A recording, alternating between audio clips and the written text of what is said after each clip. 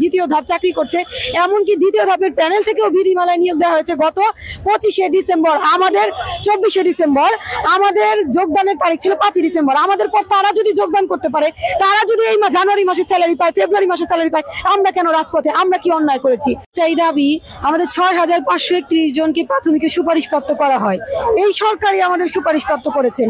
সুপারিশপ্রাপ্ত হওয়ার পর আমরা আগে যে যেখানে ছিলাম, যে চাকরিতে ছিলাম, সেই চাকরি থেকে অব্যাহতি নিয়েছি, কারণ এখানে যোগদান করব ওনারা তো আমাদের সুপারিশপ্রাপ্ত করে ফেলেছে। সরকারি চাকরি একবার পাওয়ার পর সেই চাকরি কখনো কি চলে যায়? শুনেছেন? শুনি নাই, আমি আমার জীবনে শুনি নাই। সবাই বলতো সরকারি চাকরি একটা সিকিউরিটির চাকরি, এখান থেকে কখনো প্রাইভেটের মতো বের করে দেওয়া হয় না। যার জন্য আমরা যেহেতু সুপারিশপ্রাপ্ত হয়ে গেছে, আমরা যোগদান করব, তার আগের দিন আমাদের নিয়োগটাকে স্থগিত করে দেওয়া হয়। আমরা তো মেডিকেল সহ সব কার্যক্রম শেষ করে ফেলেছি। প্রায় 10,000 টাকার মতো আমাদের জনপ্রতি মেডিকেলের খরচটা হয়েছে। যেই টাকাটা বেয়ার করাও, এখানে অনেক পরিবারের সন্তানের আছে যাদের পক্ষে ওই টাকাটা বেয়ার করাও সম্ভব ছিল না। আচ্ছা, সবকিছু বাদ দিলাম, আমাদের মান সম্মানের কি হবে? আমরা যে সুপারিশপ্রাপ্ত হলাম, এখন আমরা পরিবারের কাছে কি মুখটা দেখাবো? সমাজের কাছে কি মুখটা দেখাবো? সমাজের মানুষ আমাদের খোঁটা দেয়। সমাজের মানুষ বলে তোমরা কি মার্ডার কেসের আসামি? তোমাদের কেন সুপারিশপ্রাপ্ত করা হলো? আবার এই সরকারই তোমাদের কেন বাতিল করে দিল? আমরা যে এখানে সকাল থেকে অবস্থান করছি, পুলিশ আমাদের 3000-এর বেশি এখানে নারী আছে, এই নারীদের গায়ে হাত তুলেছে, টিয়ারশেল গ্যাস মেরেছে, গ্রেনেড, সাউন্ড গ্রেনেড মেরেছে, তারপর কি বলে লাঠি চার্জ করেছে, জল কামান মেরেছে। আমাদের এখানে 20 জনের বেশি ভাই বোনরা এখানে আহত হয়ে গিয়েছে। 20 থেকে 30 জন ভাই বোন হসপিটালে, ঢাকা মেডিকেলে ভর্তি আছে। হ্যাঁ, আমাদের সাথে যে আমাদের এখনো আমরা জানতে পাইনি, আমাদের মধ্যে মনে হয় না হইলেও 50 থেকে 100 জন মানুষ আমাদের এখানে গ্রেফতার হয়ে গেছে হয়তোবা, কারণ আমাদের এখানে অনেকজনকে নিয়ে গেছে আমরা দেখছি, কিন্তু আমরা যে যাবো আমাদের উপর লাঠি চার্জ করা হচ্ছে, একজন আরেকজনকে আমরা বাঁচাতে পারছি না। আমার ভাইদের উপর সবচেয়ে বেশি আক্রমণ হয়েছে। আমাদের বোনদের, এক বোনের পা হাঁটুর মধ্যে বাড়ি দিয়ে পাতা তার ভেঙে গেছে, মনে হয় সে মেডিকেলে আছে। অন্তঃসত্ত্বা বোনের ওপর পর্যন্ত হামলা করা হয়েছে। আচ্ছা, ইউনূস সরকার, আমাদের এই মাননীয় প্রধান উপদেষ্টার প্রতি আমি সম্মান রেখে বলছি, তার আমলে আমরা নারীদের উপর এই হামলাটা আসলে মেনে নিতে পারছি না। উনি তো ইন্টারন্যাশনাল ভাবে নারীদের নিয়ে কাজ করেছেন। তিনি কিছুদিন আগে আমি দেখেছি ওই যে উপদেষ্টা নাহিদ এবং ডক্টর মোহাম্মদ ইউনূসের মাঝে নারীদের নিয়ে একটি ডাক টিকিট তৈরি করা হয়েছে।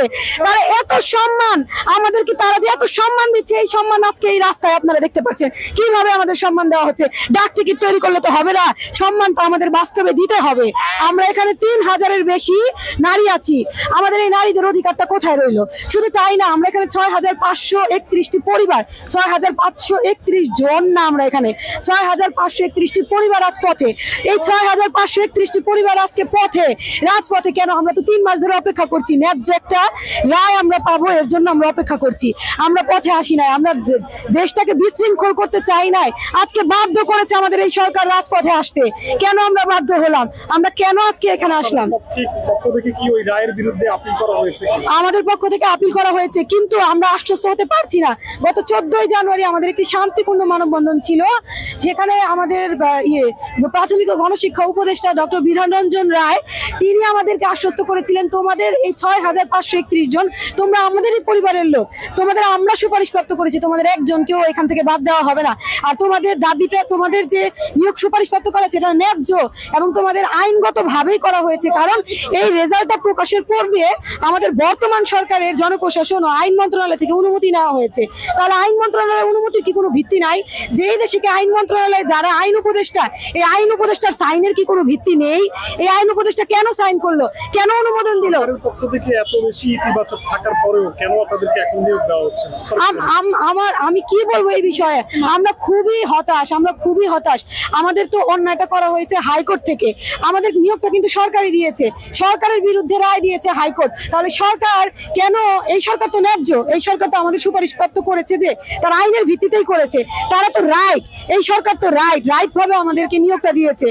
2 ধাপ একই সার্কুলারে প্রথম দ্বিতীয় ধাপ চাকরি করছে, এমনকি দ্বিতীয় ধাপের প্যানেল থেকেও বিধিমালায় নিয়োগ দেওয়া হয়েছে গত 25শে ডিসেম্বর। আমাদের 24শে ডিসেম্বর আমাদের যোগদানের তারিখ ছিল 5ই ডিসেম্বর। আমাদের পর তারা যদি যোগদান করতে পারে, তারা যদি এই জানুয়ারি মাসে স্যালারি পায়, ফেব্রুয়ারি মাসে স্যালারি পায়, আমরা কেন রাজপথে? আমরা কি অন্যায় করেছি? আপনাদের কাছে আমি এই প্রশ্নটি করছি, আমরা তৃতীয় ধাপ, আমাদের অন্যায়টা আসলে কি? আমাদের কেন চাকরি দেওয়া হলো, আবার কেন চাকরি কেড়ে নেওয়া হলো, এমনকি পূর্বের চাকরিটাও আমাদেরকে গুঞ্জন উঠেছে আপনাদের যারা শিক্ষক রয়েছেন। ধাপ নিয়ে আমরা এই শাহবাগে অবস্থান করেছি। আমাদের সুপারিশ প্রাপ্ত করেছে এই সরকারি, কিন্তু আমাদের এই সরকারি আবার আমাদের দাবিটা কি করে নিয়েছে আমরা বুঝতে পারছেন না আমরা কি দোষ করেছি। কারণ আমাদের তো উনিও সুপারিশ প্রাপ্ত করেছে, আইন মন্ত্রণালয় এবং জনপ্রশাসন মন্ত্রণালয় 3 অধিদপ্তর মিলে আমাদের রেজাল্ট দিয়েছে। তাহলে কেন আমাদের রেজাল্ট আজকে বাতিল হবে? আপনার কি মনে হচ্ছে কেন এটা করতেছে? সেটা তারাই ভালো বলতে পারে কেন করছে তারা। হয়তো বিচারপতি বিক্রি হয়ে গেছে এমনও হইতে পারে, আমরা বলতে পারছি না। কিন্তু আমাদের ন্যায্য দাবি হচ্ছে আমাদের অধিকার দেওয়া হোক। এখন বললেন বিক্রি হয়ে গেছে, আপনারা কি বাণিজ্যের কোনো খবর পেয়েছেন কিনা? সেটা এখন আমি এখানে বলতে চাচ্ছি না। Thank you. আপনাদের কাছে মনে হয় কিনা এরকম আমাদের কি মনে হচ্ছে সেটা আমাদের কথা না। এখন আমাদের দাবি একটা, আমাদের অধিকার। এই সরকারি নারী অধিকার নিয়ে কাজ করছে, আমাদের অধিকার এখন আমাদের ফিরিয়ে দিই। আমাদের পরবর্তী কর্মসূচি হচ্ছে আমাদের দাবি যে পর্যন্ত না হবে, আমাদের অধিকার যে পর্যন্ত না দিবে সে পর্যন্ত আমরা রাজপথ ছাড়বো না। হ্যাঁ, রাজপথে আমরা অবস্থান করবো।